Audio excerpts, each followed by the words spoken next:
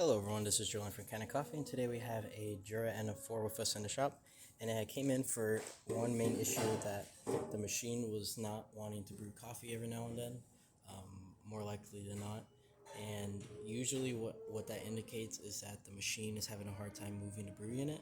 You have a few micro switches in there that activates when the brew unit is in a specific location, and if it doesn't hit any of those sensors at any point during the brewing cycle, it just instantly cancel itself out, dump out the coffee beans that were grinded, and then not do anything at all.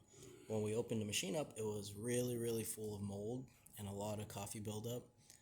It took me quite a while to clean it all out, and a lot of soaking, a lot of deep cleaning, making sure everything was in its proper place. And after that, we did a few cleaning cycles to clean out your spouts, and also did a descaling to clean out your heating blocks that are inside of your machine that's used to warm up your water. And so now that we're here, we're just going to quickly brew a espresso shot. It's going to move into position for grinding. It's going to push water a little bit here and there, pushing it through that bottom valve on the brew unit. And we're just going to wait.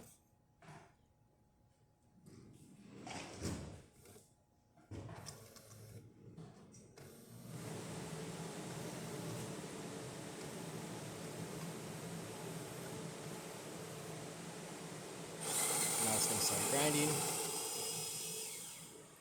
So it grinded all that it can into the brew unit, and now it's going to start pouring. It does a few spouts on the first second, kind of like a pre-infusion for these super automatic machines, and it's going to start brewing.